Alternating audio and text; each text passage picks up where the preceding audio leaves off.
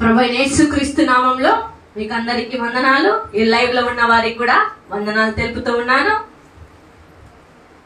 దేవుని సన్నిధిలో మనకి ఏమి దొరుకుతుంది?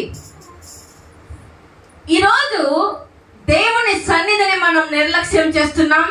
దేవుని దగ్గరికి రావటానికి ఎన్నో సాకులు చెప్తున్నాం.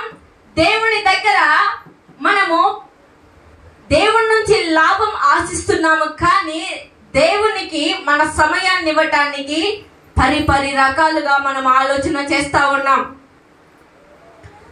దేవుడేమో మనకు భూమి పైన మంచి ఆరోగ్యం ఇవ్వాలి, మంచి ఇల్లు ఇవ్వాలి, మంచి కుటుంబం ఇవ్వాలి, మంచి సకలముతో మనల్ని నింపాలి, సకల నిధులతో దేవుడు మనల్ని నింపాలి, సకల ఆశీర్వాదాలతో దేవుడు మనల్ని నింపాలి, సమస్తము మనకు సమకూర్చాలి. కానీ దేవునికి మాత్రం మనము ఆయన సన్నిధానానికి రావటానికి ఎన్నో సాకులు చెప్తాం, ఎన్నెన్నో చెప్తాం.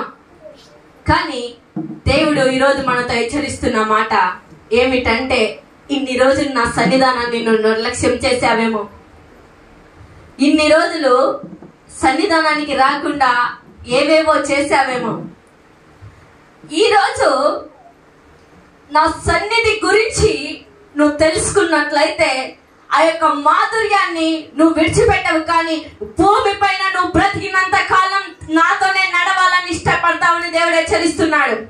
నువ్వు ఆరాధిస్తున్న దేవుడు పరలోకానికి మాత్రమే పరిమితమయ్యే దేవుడు కాదు.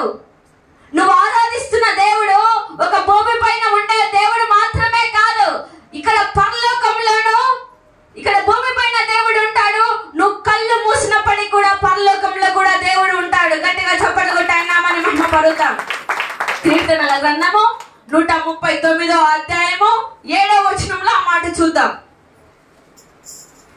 కీర్తనల గ్రంథము 139వ అధ్యాయము 7వ వచనము. నీ ఆత్మ యొద్ద నుండి నేనెక్కడికి పోవుదును? నీ సన్నిధి నుండి నేను ఎక్కడికి పారిపోదును? నేను కింద చదవండి. నువ్వు ఆకాశమునకు ఎక్కినను నువ్వు అక్కడను ఉన్నావు, నేను పాతాళమందు పండుకొనినను అక్కడను ఉన్నావు. గట్టిగా చప్పట్లు కొట్టి ఆయన మనం మహిమపరుద్దాం.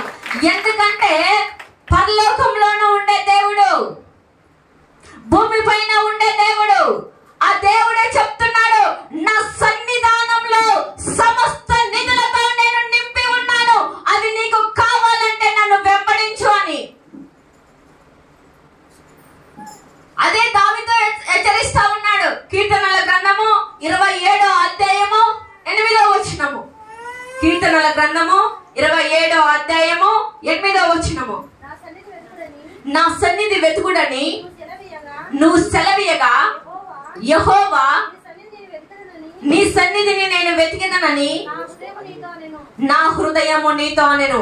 దావీదుతో దేవుడు మాట్లాడిన మాట, దేవుడు మాట విని దావీదు జవాబిచ్చిన మాట. ఇదంటే ఇక్కడ మనం చూస్తున్నాం. ఏమనంటే దావీదు కూడా ఏదో పోగొట్టుకొని బాధతో వేదనతో కృంగిపోతున్నాడు, గాబరు పడుతున్నాడు. ఆ సమయంలో దేవుడు హెచ్చరిస్తున్నాడు, నువ్వు కోల్పోయిన ప్రతిదీ మళ్ళీ పొందుకోవాలంటే దేవుని సన్నిధానంలో నువ్వు గడపాలి అని. బహుశా నీవు కూడా దేవుని సన్నిధిని నిర్లక్ష్యం చేయబట్టి నీ కుటుంబంలో సమాధానం కోల్పోయావేమో, నువ్వు దేవుని సన్నిధిని నిర్లక్ష్యం చేయబట్టి నీ హృదయంలో ఆనందాన్ని కోల్పోయావేమో, నీ భవిష్యత్తును గురించిన ఆందోళన నీకు అధికమైపోతుందేమో, నీ పిల్లల గురించిన ఆందోళన నీకు అధికమైపోతుందేమో, లేకపోతే నీ ఆరోగ్యాన్ని గురించిన ఆందోళన నీకు ఎక్కువైపోతుందేమో. ఎప్పుడు అంటే దైవ సన్నిధిలో నువ్వు గడపడం లేదు కాబట్టే. దైవ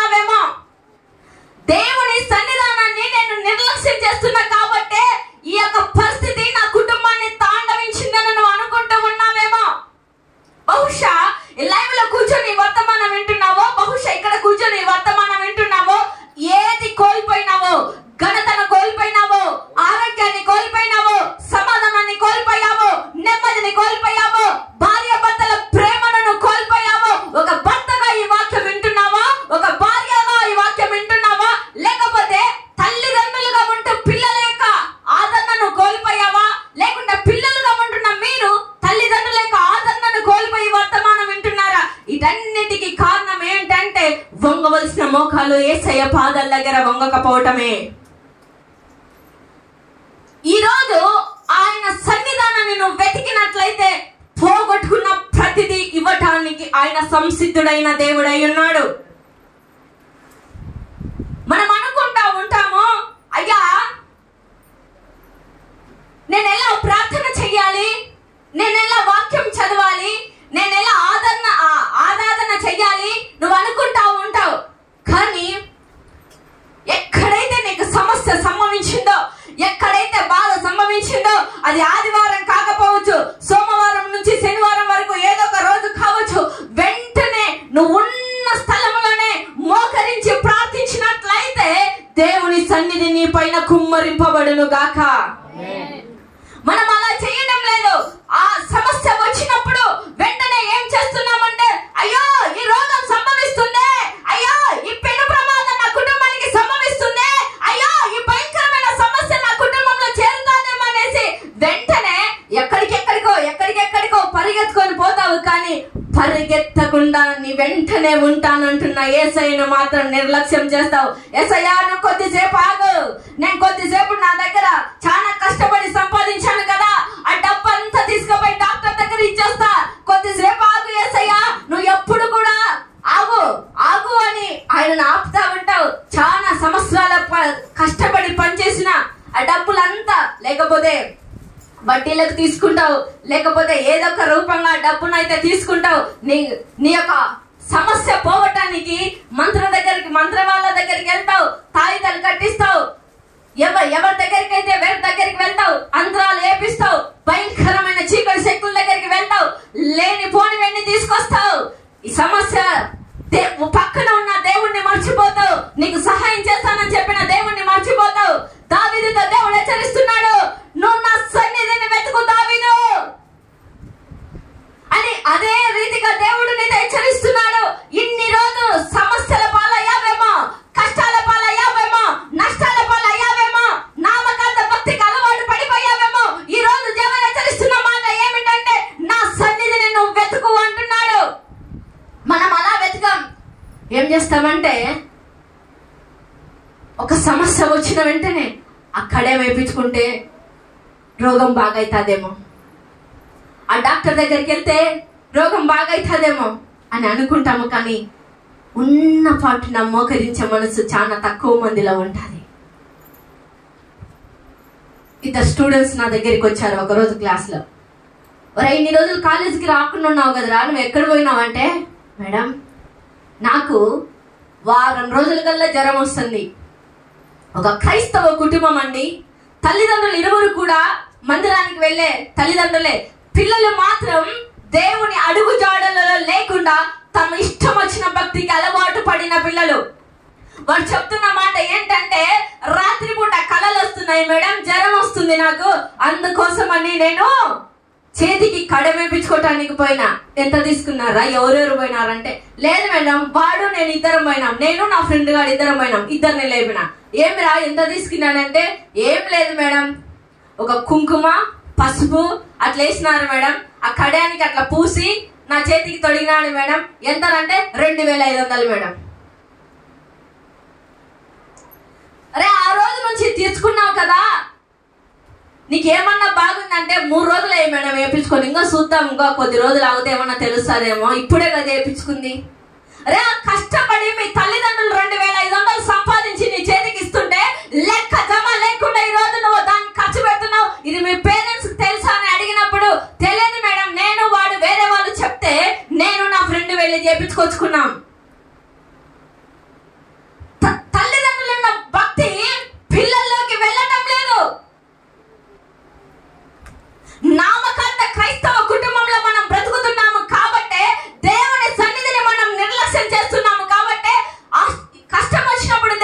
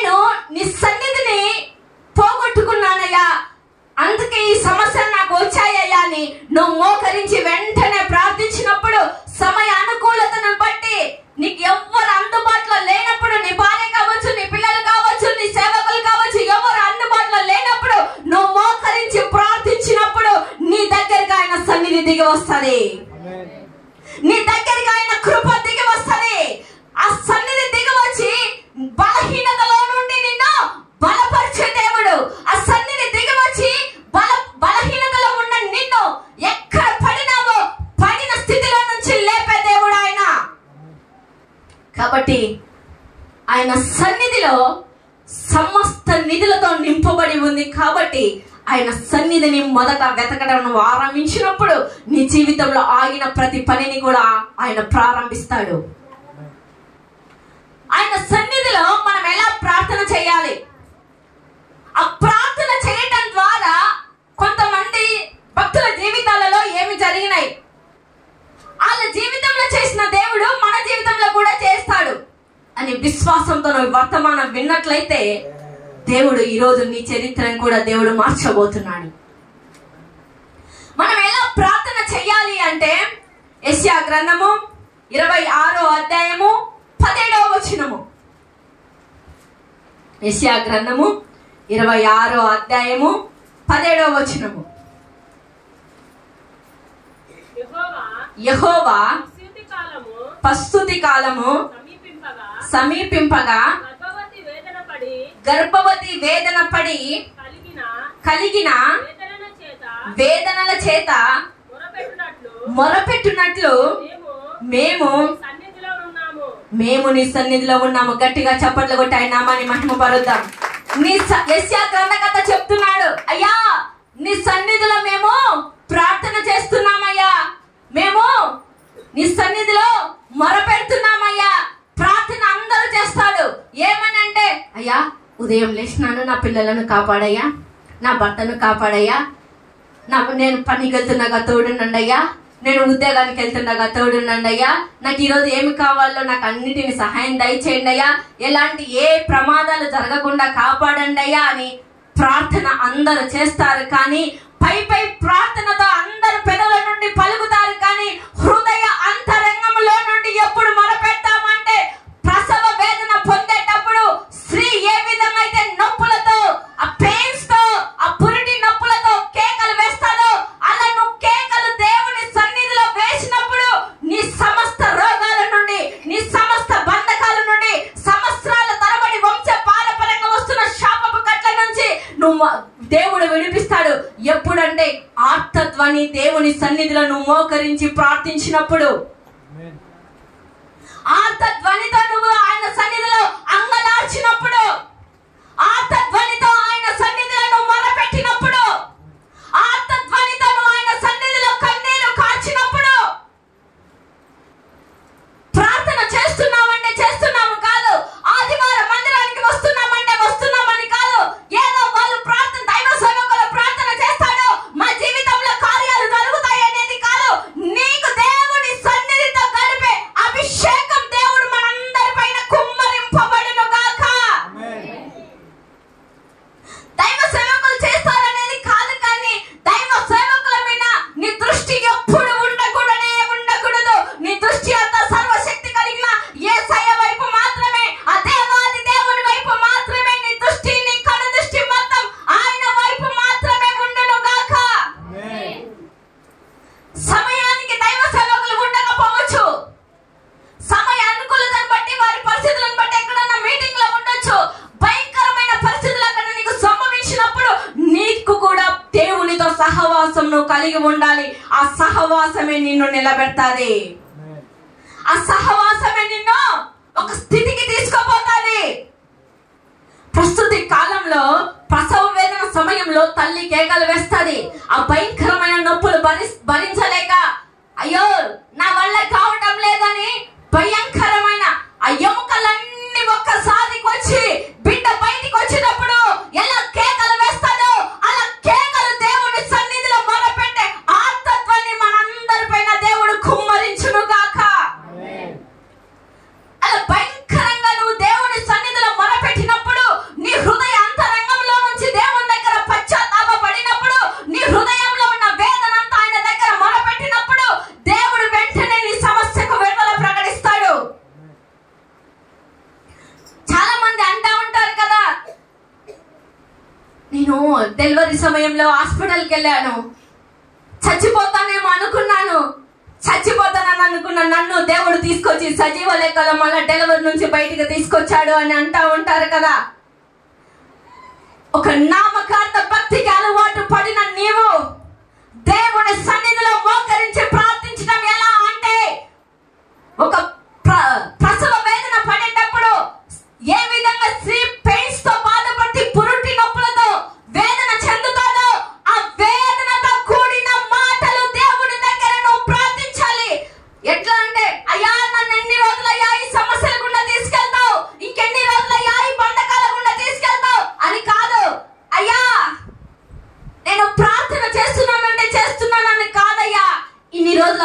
చేశానేమో నన్ను క్షమించండి అయ్యా.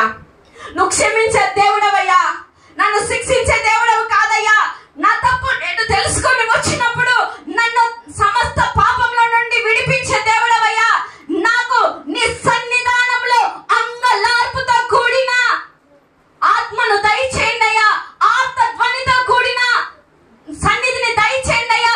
నీ సన్నిధానంలో గంటల తరబడి ప్రార్థించే అభిషేకం నాకు దయచేయండి అయ్యా. నీ సన్నిధానంలో గంటల తరబడి వాక్యాన్ని బోధించే అభిషేకం దయచేయండి అయ్యా. గంటల తరబడి వాక్యాన్ని చదివే అభిషేకం నాకు దయచేయండి అయ్యా అని నువ్వు నోరు తెరిచి అడిగినప్పుడు నువ్వు ఉన్న స్థలాన్నే దేవుడు నీతో మాట్లాడే దేవుడు. నువ్వు ఉన్న స్థలాన్ని నీ దగ్గరికి వచ్చి నీ సమస్యకు విడుదల ప్రకటించే దేవుడు. ఒక స్త్రీ ఒక డెలివరీకి వెళ్ళిందంటే బయటికి వచ్చిందంటే ఏమంటారు? అందరూ చచ్చిపోయి బ్రతికింది అంటారు. ఈ లోక పరంగా నువ్వు చావాలా, దేవుడి పరంగా నువ్వు బ్రతకాలా? ఈ లోక పరంగా నువ్వు చావాలా, ఈ లోక పరంగా నువ్వు చచ్చినట్లయితే దేవుడి పరంగా నువ్వు బ్రతుకుతావు. దేవుడి పరంగా నువ్వు బ్రతికినట్లయితే దేవుడు నీ ప్రతి మార్గాలను దేవుడు సరళం చేస్తాడు. యెషయా గ్రంథకర్త అంటున్నాడు, అయ్యా నామకార్థంగా నేను భక్తి చేయలేదయ్యా. ఏదో ప్రార్థన చేస్తున్నానంటే చేయలేదయ్యా. ఆదివారం ఆరాధనకు వెళ్తున్నానంటే వెళ్ళలేదయ్యా. పరిచర్య చేస్తున్నానంటే చేయలేదయ్యా. నీ సన్నిధానంలో నేను అంగలార్పుతో ప్రసవ వేదన సమయంలో పురిటి నొప్పులు వచ్చినట్లుగా నేను భరించినట్లుగా నేను ఆ స్త్రీ ఏ విధంగా భరిస్తాడో ఆ రకంగా నీ సన్నిధానంలో నేను ప్రార్థన చేస్తున్నానయ్యా, నా మొర వినయ్యా అంటున్నాడు. అలాంటి ఆర్తధ్వనితో కూడిన ప్రార్థన మనందరి తలపైన కుమ్మరింపబడును గాక. మనందరిపైన ఆ ప్రార్థన శక్తి దిగి వచ్చినప్పుడు నువ్వు వెళ్తున్న ప్రతి మార్గంలో చీకటి శక్తులు అవంతటిగా పక్కకు తొలగిపోతాయి. నేను చూడగానే ఆ చీకటి శక్తులకు భయం, ఆ రోగాలకు భయం, ఆ శాతపడి శక్తులకు భయం, ఆ దయ్యపు శక్తులకు భయం. ఎప్పుడంటే నువ్వు నిలబడినప్పుడు అక్కడ యేసయ్య వెలుగు దగ్గర అవేవి కూడా నిలబడలేవు. కాబట్టి ఎప్పుడు ఆ శక్తి పొందుకుంటావు అంటే దేవుని సన్నిధిలో నువ్వు మోకరించి గంటల తరబడి ఆయనతో గడిపినప్పుడు మన ముఖాలు వెలిగింపబడతాయి, మనం వెలిగింపబడతాం. మన జీవితం పైకి మాత్రమే మేకప్లు కాదు, మన హృదయ అంతరంగంలో ఉన్న హృదయంలో ఆనందము, హృదయ అంతరంగంలో నుండి సంతోషము, మన హృదయంలో తీరని బాధ వెళ్ళిపోతుంది, తీరని కష్టాలు వెళ్ళిపోతాయి, తీరని సమస్యలు వెళ్ళిపోతాయి. ఎక్కడ నడిచినా దేవునితో నేను నడుస్తున్నానన్న ధైర్యంతో నువ్వు అంతటకు నువ్వే ఒంటరిగా పాటలు పాడుకుంటూ వెళ్తా ఉంటావు. నీ అంతటకు నువ్వే ఒంటరిగా ఇంట్లో వంట చేస్తున్నప్పటికీ కూడా నా దేవుడు నాతో ఉన్నాడు, నాకు భయం లేదని ఆనందిస్తా ఉంటావు. నువ్వు ఒంటరిగా పొలాలలో మధ్యలో నువ్వు ఉన్నా, ఒంటరిగా నువ్వు కొండ ప్రదేశంలో నువ్వు ఉన్నా, అరణ్యంలో ఉన్నా, దావీదు పాట పాడుకుంటూ దేవుణ్ణి స్తుతిస్తూ ఉంటున్నాడు కదా. అరణ్యంలో గొర్రెలు కాచుకునే స్థితిలో ఏ విధంగా స్తుతించాడో, నువ్వు ఒంటరి ప్రయాణాలలో, ఒంటరి పోరాటంలో దేవుడు నిన్ను ఆయన సన్నిధికి దగ్గరగా తీసుకొస్తాడు. ఎప్పుడంటే నువ్వు ఆయన దగ్గరికి రావటానికి ఇష్టపడినప్పుడు. అందరు కూడా అడగాల, అయ్యా స్త్రీ పొరటి నొప్పులతో బాధపడినట్లు, అప్పుడు కేకలు వేసినట్లు ప్రతిదినం నా మోకాలు నీ సన్నిధానంలో ఆ విధంగా కేకలు వేయాలయ్యా, నా నోరు ఆ విధంగా కేకలు వేయాలయ్యా, నా మోకాలు ఆ విధంగా వంగాలయ్యా, నా హృదయం ఆ విధంగా చలించిపోవాలయ్యా, నా హృదయ అంతరంగంలో నుంచి నిన్ను ఆనందించాలయ్యా, నా హృదయంలో నిన్ను కేకలు వేస్తూ అనేకులు నీ వైపు మార్చే అభిషేకం నాకు రావాలయ్యా అని ప్రార్థించాలి. కాబట్టి అలాంటి ఆత్మ దేవుడు మనందరిపైన కుమ్మరింపబడును గాక. ఇక్కడ కూర్చున్న నువ్వు ఒక సాధారణమైన వ్యక్తివి కాదు, ఇక్కడ కూర్చున్న నీవు ఒక సాధారణమైన స్త్రీవి కాదు, ఒక సాధారణమైన పురుషుడు కాదు. ఎందుకంటే దేవుని శక్తి నిన్ను కమ్ముకుంది కాబట్టి, దేవుని కృప నిన్ను ఆవరించింది కాబట్టి, దేవుని మహిమ నిన్ను ఇంతవరకు నడిపిస్తూ వస్తుంది కాబట్టి, సజీవ లెక్కలో ఉండి ఈ రోజు సజీవ దేవుడైన ఆయనను ఆరాధించడానికి ఒక దేవుడు ఒక సమయం ఇచ్చాడు. ఈ సమయంలో దేవునికి నీతో పని ఉంది. మందిరానికి వస్తున్న నీవు, పరిచర్య చేస్తున్న నీవు, ప్రార్థనలో పాల్గొ అపోస్తులైతున్న నీవు, సంఘ పనులలో నువ్వు అన్నిట్లలో ముందుంటున్న నీవు ఎలాంటి ప్రార్థన కలిగి పరిచర్యకు వస్తున్నావు? ఏదో ఆదల బాధల పరిచర్యకు వచ్చి అమ్మయ్య పరిచర్య అయిపోయింది అనేసి ఇంటికి వెళ్ళిపోతున్నావా? బహుశా నువ్వు చేసే ఉద్యోగంలో కావచ్చు, నువ్వు చేసే ఇంటి పనిలో కావచ్చు, నువ్వు చేసే పొలం పనిలో కావచ్చు, ఇలా అవకతవకలుగా పరిచర్య చేస్తే దేవుడు సహిస్తాడేమో. కానీ ఇది నా పని కాదు, దైవ సేవకుని పని కాదు, కానీ ఇది దేవుని పని. ఈ దేవుని పని చేయటంలో మనందరం కూడా పాలిభాగస్తులమై ఉంటున్నాము. ఈ పాలిభాగస్తులమైన మనము అవకతవకలు భక్తి చేస్తే మాకు శిక్షిస్తాడు, అవకతవకలుగా పరిచర్య చేస్తే మిమ్మల్ని శిక్షిస్తాడు. ఈ పరిచర్య ఎలాంటిదంటే, నీకు ఒక పనికి నువ్వు పూనుకున్నావు అంటే ఆ పని అంతా అయిపోయి అంత మందిరం అంతా అయిపోయేంత వరకు కూడా ఆ పనిలో నువ్వు నిపుణత కలిగి ఉండాలి. ఒకవేళ నిపుణత కలిగి ఉండే శక్తి నీకు లేదు, అలాంటి జ్ఞానం నీకు లేదు, ఆ పని ఎలా చేయాలో నీకు తెలియదు. ఒకవేళ దైవ సేవకులు చెప్పినా నువ్వు కోపగించుకోవచ్చు, కానీ అది మీ పొరపాటు కాదు, కానీ లోపల ఉండి చేసే అపవాది పొరపాటు. కానీ ఒకవేళ దైవ సేవకులను కోపగించుకొని ఉండొచ్చు, పర్వాలేదు, కానీ అలాంటి జ్ఞానం లేకపోయినప్పటికీ గంటల తరబడి ముందు రోజు నువ్వు సిద్ధపాటు కలిగి ఉండు. యెషయా గ్రంథకర్త అన్నట్లు ఆయన సన్నిధిలో నువ్వు మోకరించు, ఆయన సన్నిధిలో గోజాడు, ఆయన సన్నిధిలో ఆర్తధ్వని చెయ్యి, ఆయన సన్నిధిలో అంగలార్పుతో కూడిన ప్రార్థన చెయ్యి.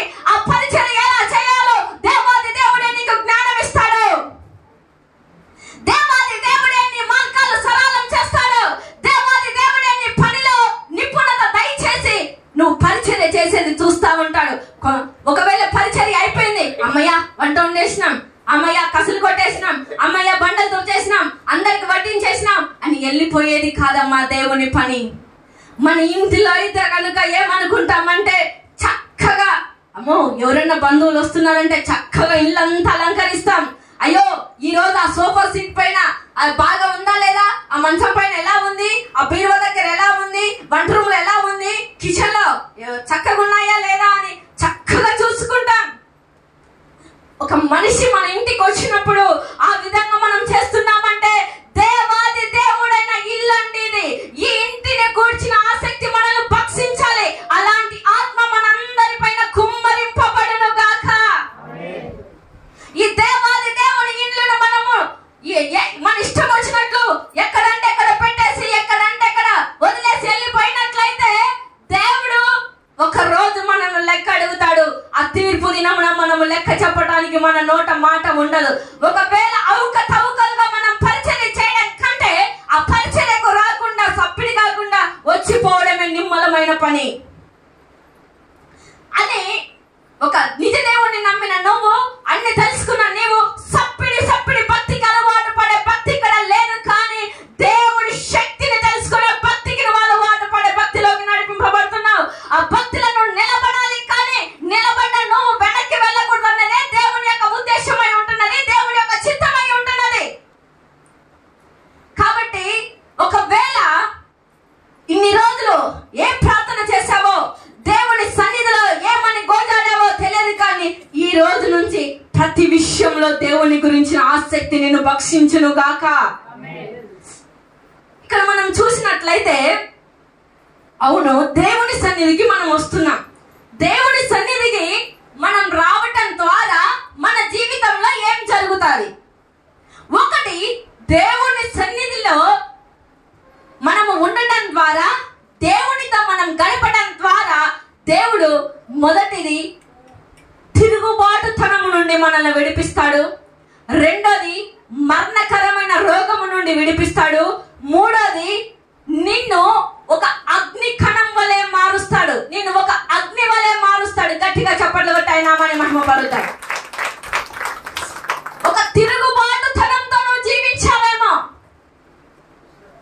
నీకు ఇష్టం వచ్చిన భక్తికి నువ్వు అలవాటు పడ్డావేమో, నేను చేసేదే పర్ఫెక్ట్ భక్తి నువ్వు అనుకున్నావేమో, నేను చేసేది నిజమైన భక్తి అని నువ్వు నిష్టానుసరమైన భక్తికి నువ్వు అలవాటు పడి నాదే కరెక్ట్ అనుకున్నావేమో. ఒకసారి మనం చూసినట్లయితే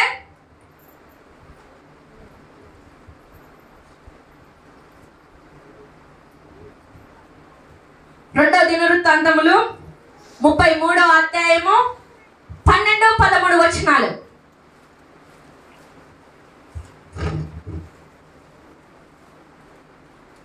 రెండో దినవృత్తాంతములు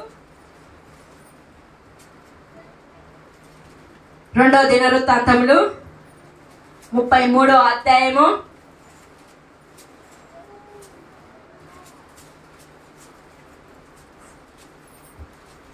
33వ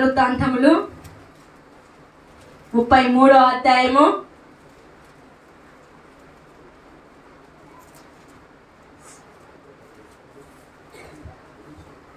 చూద్దాం.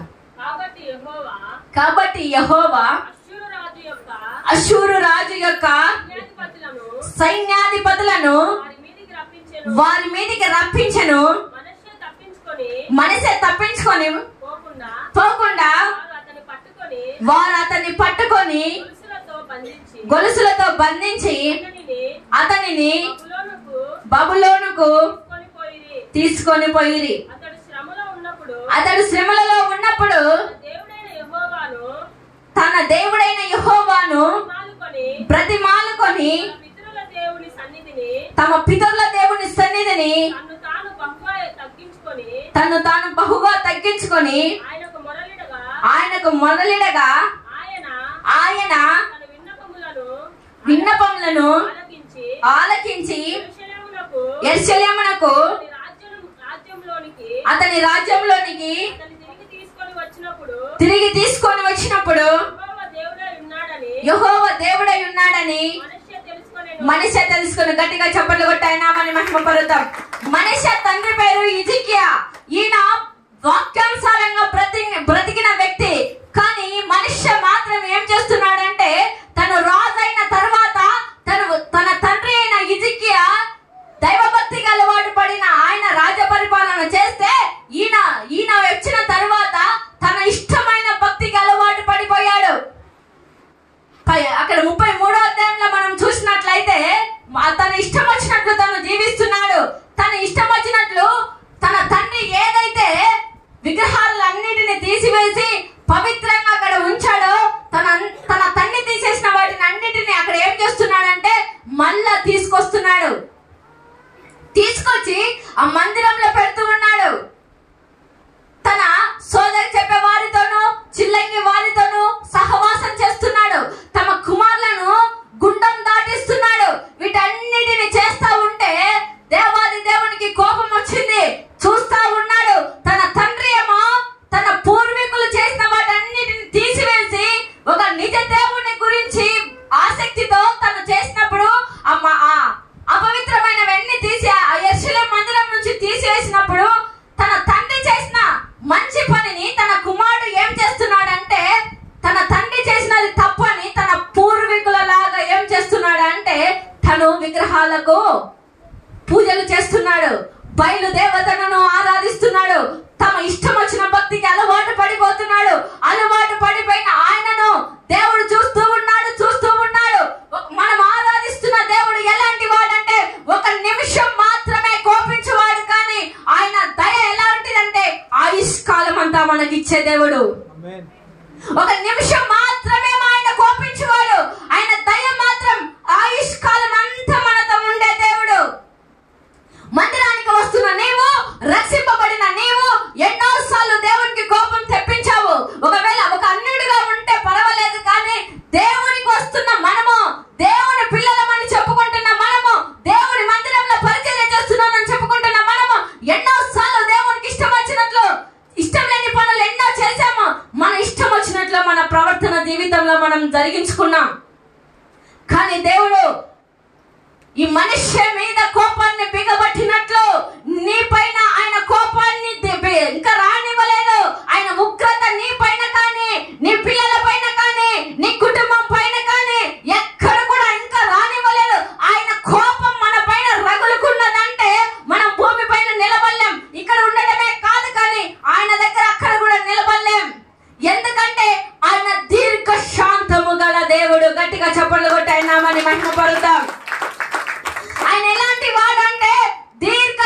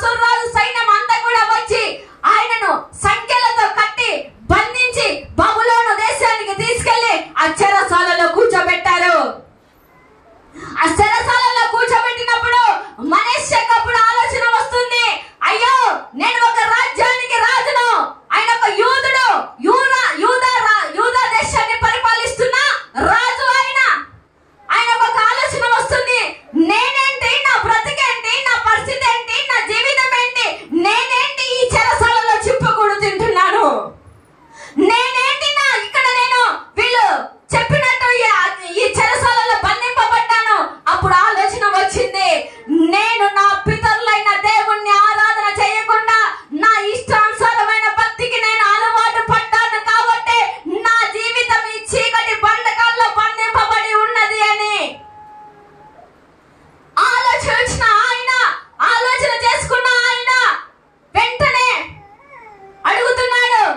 ఇక్కడ చూసినట్లయితే కింద 12-11 వచనాలు ఇంటికి వెళ్ళి చదవండి. అక్కడ చూసినట్లయితే ఈ శ్రమల నుండి తప్పించే దేవుడవు నువ్వే, నువ్వు తప్ప ఈ శ్రమల నుండి నన్ను విడిపించేవారు లేరు, ఈ చెరసాల నుండి బయటకు తీసుకొచ్చేవారు లేరు, ఈ బంధకాల నుంచి బయటికి తీసుకొచ్చేవారు లేరు, ఎందుకంటే నువ్వు మాత్రమే నన్ను విడిపించగలవు. ఆ తిరుగుబాటుతనంతో చేసిన ఆయనను పశ్చాత్తాపంలోకి తీసుకొచ్చింది దేవుని సన్నిధి. తిరుగుబాటుతనంతో ఉన్న ఆయన జీవితాన్ని పశ్చాత్తాపంలోకి తీసుకొచ్చింది ఆయన సన్నిధి. రాజరికంలో ఉన్నప్పుడు ఆయనకు దేవుని సన్నిధి గుర్తురాలా. ఇష్టానుసారమైన భక్తికి అలవాటు పడ్డాడు. తమ పిల్లలను గుండాలు దాటించాడు. అదే విధంగా సోదె చెప్పే వాళ్ళతోనూ విగ్రహారాధన చేయడానికి ఆయన ఇష్టపడ్డాడు. ఇష్టమైన భక్తిని ఆయన అలవర్చుకున్నాడు. ఈ రోజు నువ్వు కూడా అలాంటి భక్తికి అలవాటు పడిపోయావేమో. ఆయన కోపము మనుష్య పైన దేవుడు కొద్ది రోజులు బిగబట్టాడు, కొద్ది రోజులు ఆలస్యం చేశాడు. ఇకనైనా మారుతాడు, ఈమె ఇకనైనా మారుతాదని నీ కోసం కూడా అలాగే ఎదురు చూస్తూ ఉన్నాడు. ఇంకా మనిషికి బుద్ధి రాలా, ఇంకా జ్ఞానం కలగలా, ఇంకా ఆలోచన రాలా, నేనేంటి నా జీవితం ఏంటి అని ఇంకా చెయ్యలా. తన తండ్రి పవిత్రమైన దేవాలయాన్ని చూసుకుంటే ఈ కుమారుడు వచ్చి పవిత్రమైనవన్నీ కూడా తీసేసి అపవిత్రమైనవన్నీ కూడా పూజించండి అని చెప్తున్నాడు. తన భక్తికి తన ఇష్టానుసారంగా తను చేసుకుంటూ ఉన్నాడు. అలా చేసుకుంటున్నాడు కాబట్టి దేవాది దేవునికి ఉగ్రత ఆ మనుష్య పైన కుమ్మరించాడు. అసూరు రాజుకు అప్పగించాడు. అప్పగించిన తర్వాత వాళ్ళు బబులోను దేశానికి తీసుకెళ్లాడు. ఆ చెరసాలలో పెట్టినప్పుడు అప్పుడు గుర్తొచ్చింది దేవుని శక్తి. అన్ని రోజులు విగ్రహాలకు పూజించాడు, ఇష్టానుసారంగా భక్తి అలవాటు చేసుకున్నాడు. అప్పుడు అంతా ఏమి రాజరికంలో ఉన్నప్పుడు దేవుడు లేడు, ఏమి లేడు. కానీ తన ఉన్న స్థితిలో నుంచి ఎక్కడికి దిగజారిపోయాడు, చిప్పకూడు తినే స్థితికి దిగజారిపోయాడు. అప్పుడు గుర్తొచ్చింది నేను చేసింది పొరపాటు అని దేవుని దగ్గర పశ్చాత్తాపడ్డాడు. మా పై వచనంలో 33లో మనము 2:1 చూసినట్లయితే కనుక పశ్చాత్తాపడిన ఆయనను దేవుడు చూశాడు. చూసిన ఆయనకు పోయిన రాజరికాన్ని మళ్ళా తిరిగి దేవుడు అనుగ్రహించాడు. మొత్తంగా 55 సంవత్సరాలు ఆయన రాజరికం చేశాడు. గట్టిగా చప్పట్లు కొట్టి ఆయన నామాన్ని మహిమపరుద్దాం. పోయిన దానిని తిరిగి ఇవ్వగలిగిన శక్తి ఎవరిదంటే దేవాది దేవుంది. ఒకవేళ ఘనతను కోల్పోయావేమో, బిజినెస్ లో లాస్ అయిపోయావేమో, కుటుంబ పరంగా ఆదరణను కోల్పోయావేమో, ప్రేమను కోల్పోయావేమో, నీ ఇష్టానుసారంగా జీవించి అనేకుల దగ్గర అవమానపరచబడుతున్నావేమో, కోల్పోయిన ప్రతిదీ ఎక్కడ దొరుకుతుందంటే దేవుని సన్నిధిలో నువ్వు పశ్చాత్తాప పడినప్పుడు ఆయన మళ్ళీ కోల్పోయిన దానిని ఇవ్వటానికి సంసిద్ధత కలిగిన దేవుడై ఉన్నాడు. ఒకవేళ మీరు అనుకోవచ్చు, ఎందుకు వెంటనే మనుష్య ప్రార్థన దేవుడు అంగీకరించాడు, పశ్చాత్తాప పడ్డాడు, వెంటనే ఆయనకు సహాయం చేశాడని. తన తండ్రి అయిన హిజ్కియా దేవుని వాక్యానుసారంగా జీవించాడు కాబట్టి తండ్రి చేసినది అనుకుంటున్నా నేను, తన తండ్రి చేసిన ప్రార్థన కుమారునికి వెంటనే జవాబిచ్చింది అనుకుంటున్నా. బహుశా తల్లిదండ్రులుగా మీరు రక్షింపబడ్డారేమో, తల్లిదండ్రులుగా మీరు మందిరానికి వస్తున్నారేమో, పిల్లలు ఇంకా మందిరానికి రావడం లేదేమో, ఇంకా పిల్లలు వాళ్ళ ఇష్టానుసారమైన భక్తికి అలవాటు పడిపోయారేమో. కాబట్టి శాపము, పాపము, రోగము, అపవిత్రత కొని తెచ్చుకుంటున్నారేమో.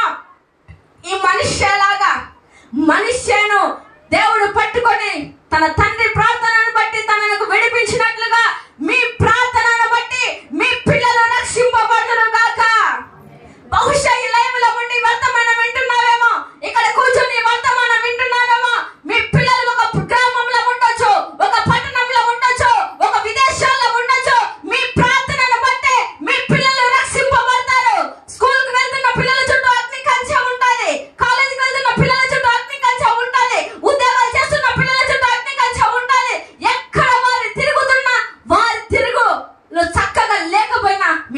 ప్రవర్తనను బట్టి దేవుడు ఒక్కరోజు వారికి పశ్చాత్తాపం పుట్టించే దేవుడు. మనుష్య జీవితం అంతా తిరుగుబాటుతనమే.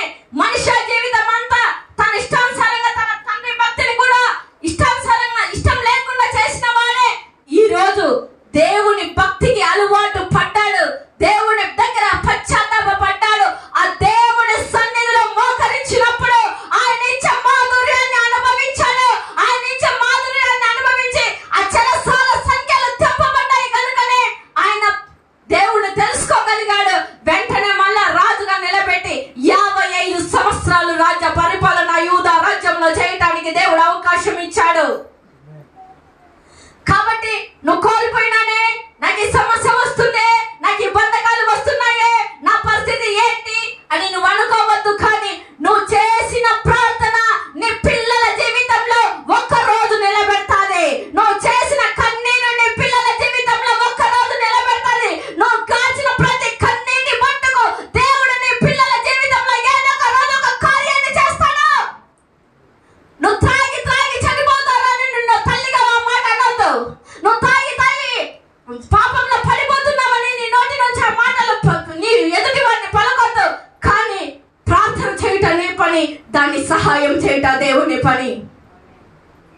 రెండోదిగా తిరుగుబాటుతనం తర్వాత రెండోది మరణకరమైన రోగము సంభవించినప్పుడు దేవుడు ఏం చేస్తాడంటే ఆ మరణకరమైన రోగము నుండి నిన్ను విడిపిస్తాడు. యెషయా గ్రంథం చదవద్దు. యెషయా గ్రంథము 38వ అధ్యాయంలో మనం చూసినట్లయితే హిజ్కియా కూడా మరణకరమైన రోగం సంభవించింది. మరణకరమైన రోగం సంభవిస్తుంది అని చెప్పి యెషయా ప్రవక్త ద్వారా హిజ్కియాతో దేవుడు మాట్లాడినప్పుడు దేవుని దగ్గర సనుకోలా, దేవుని దగ్గర గొనుక్కోలా, దేవుని దగ్గర సాకులు చెప్పలా, దేవుని దగ్గర నేను ఒకప్పుడు యవన కాలంలో 29వ అధ్యాయంలో మనం చూసినట్లయితే హిజ్కియా గారి గురించి మొత్తం ఉంటాయి. నేను ఒకప్పుడు యవన కాలంలో నీ కొరకు నేను ఉన్నాను కదా అని సనగలే గొనగలే, వెంటనే మోకరించి ప్రార్థన చేస్తున్నాడు. అయ్యా నీ ప్రవక్త ద్వారా నాతో మాట్లాడుతున్నావు కదయ్యా, మరణకరమైన రోగం సంభవిస్తుందని చెప్తున్నావు కదయ్యా అని చెప్పి వెంటనే గోడ తట్టు తిరిగి ప్రార్థించి అడుగుతున్నాడు. ఏమని అంటే, ఈ మరణకరమైన రోగం తీసివేయట ఎవరి వల్ల కాదయ్యా, ఈ మరణకరమైన రోగం తీసివేయట నా భార్య వల్ల కాదు, నా దగ్గర ఉన్న ఎవరి వల్ల కాదు, నా పిల్లల వల్ల కాదు, నా వల్ల కాదు, కానీ నీ ప్రవక్త ద్వారా ఒక మాట మాట్లాడావు అంటే అది నా జీవితంలో జరుగుతుందని నేను రుడిగా నమ్ముచున్నానయ్యా, నమ్మిన నిన్ను నీ పాదాలు పట్టుకొని గోజాడుతున్నానయ్యా అని. ఎప్పుడైతే గోడ తట్టు తిరిగి ప్రార్థించాడో, గోడ తట్టు తిరిగి ప్రార్థించిన వెంటనే హిజ్కియా జీవితంలో మళ్ళా 15 సంవత్సరాలు ఆయుస్సు పెంచిన దేవుడు నీ జీవితంలో కూడా అదే ఆయుస్తో దేవుడు ఏ భయంకరమైన రోగంలో గుండా వెళ్తున్నావో, ఏ భయంకరమైన వ్యాధి గుండా వెళ్తున్నావో, ఏ భయంకరమైన నిట్టూర్పు గుండా వెళ్తున్నావో, ఏ రోగాలైతే ఉన్నాయని డాక్టర్లు నీకు రిపోర్ట్లు ఇచ్చారో, హిజ్కియా జీవితంలో చేసింది ఏంటంటే పశ్చాత్తాప ప్రార్థనకు అలవాటు పడ్డాడు. మరణకరమైన రోగం నుండి విడిపింపబడ్డాడు. నువ్వు కూడా అంగలార్పుతో కూడిన పశ్చాత్తాప ప్రార్థన చేసినట్లయితే మరణకరమైన రోగం ఏది ఎంత మాత్రము నిన్ను ఏమీ చేయలేదు. మరణకరమైన రోగం ఏది ఎంత మాత్రము నిన్ను ఏమీ కూడా చేయలేదు. హిజ్కియా నిండా 25 సంవత్సరాల వయసులో రాజరికంలోకి వచ్చాడు. 29వ అధ్యాయంలో అవన్నీ కూడా మనం చూస్తాము. వచ్చినప్పుడు ఒకసారి చూడండి అమ్మా, 29వ అధ్యాయము 2వ దినవృత్తాంతములు 29వ అధ్యాయము 3వ వచనము.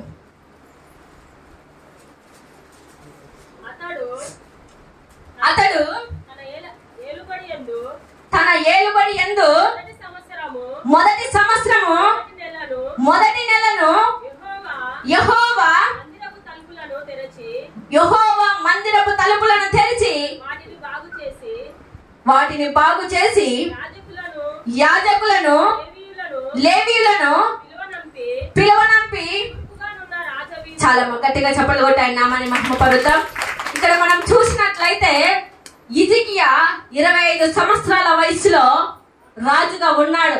రాజుగా ఉన్నప్పుడు తన తండ్రి అయిన ఆమోజు తమకిష్టం వచ్చిన బయలు దేవతలను ఆరాధించాడు, తనకిష్టం వచ్చిన విగ్రహారాధన చేశాడు, ఆ యెరూషలేము మందిరాన్ని అపవిత్రపరిచాడు. హిజ్కియా దేవుని మందిరం దగ్గరికి రాజుగా నియమింపబడిన తర్వాత ఆయన ఏం చేస్తున్నాడంటే మొదటి నెలలోనే ఏం చేస్తున్నాడు అంటే ఆయన ఆ యెరూషలేము మందిరంలో ఏవైతే అపవిత్రంగా ఉన్నాయో అపవిత్రమైన వాటన్నిటిని కూడా తీసి పవిత్రమైనవి మాత్రమే ఉండాలని లేవి వంశస్థులకును యాజకులకును చెప్తూ ఉన్నాడు. వెంటనే వారందరూ కూడా ఆచరించి దేవుని మార్గానికి వారు దగ్గరయ్యినట్లు మనం లేఖనాల్లో చూస్తున్నాం. హిజ్కియా ఒకప్పుడు యవన కాలంలో ఉన్నప్పుడు తన తల్లి చెప్పిందేమో, ఒకవేళ నైనా మీ నాయన ఈ రకంగా విగ్రహాల సంబంధం దానికి అలవాటు పడిపోయాడు, నువ్వు ఒకవేళ నీకు రాజరికమైన భక్తి నీకు వచ్చినట్లయితే నువ్వు ఆ విగ్రహాల సంబంధమైన దానికి నువ్వు అలవాటు పడొద్దు నాయనా, దేవుని గురించి నువ్వు ఆసక్తి నిన్ను ఉండాలనైనా అని ఒకవేళ హిజ్కియా తల్లి గారు ఆయనకు చెప్పారేమో.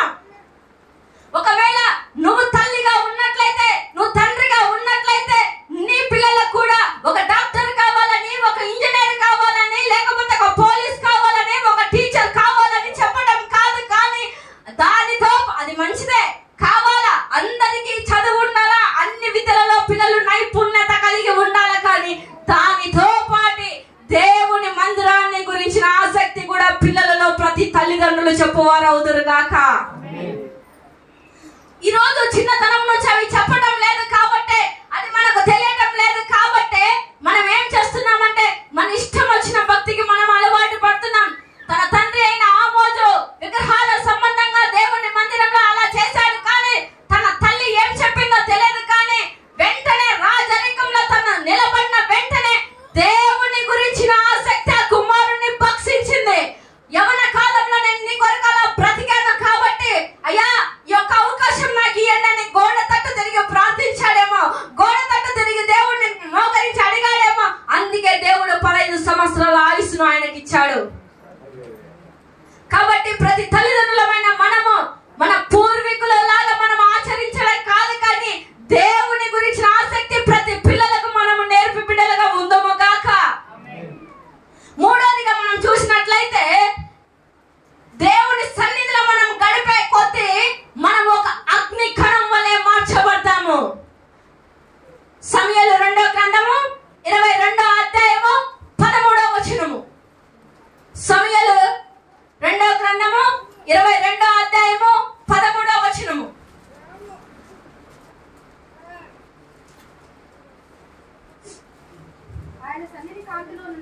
ఆయన సన్నిధి కాంతిలో నుండి నిప్పు కణములు పుట్టను. గట్టిగా చప్పట్లు కొట్టి ఆయన నామాన్ని మహిమపరుద్దాం. ఎప్పుడైతే నువ్వు దేవునితో గడపడం ప్రారంభిస్తావో, దేవుని గడపడం నువ్వు ఆరంభిస్తావో, దేవునితో ఉదయాన్నే లేచి మోకరించి ప్రార్థన చేస్తావో, దేవునితో సహవాసం కలిగి ఆదివారం మందిరానికి వస్తావో, దేవునితో సహవాసం కలిగి ఉపవాస కూడికలకు వస్తావో, దేవునితో సహవాసం కలిగి ఇంట్లో కుటుంబ ప్రార్థన జరుపుకుంటావో, నువ్వు ఎప్పుడైతే దేవుని సన్నిధితో గడపడం మొదలు పెడతావో నువ్వు ఎలా మారుతావంటే ఒక అగ్ని కణం వలె మార్చబడతావు. గట్టిగా చప్పట్లు కొట్టి ఆయన నామాన్ని మహిమపడతాం.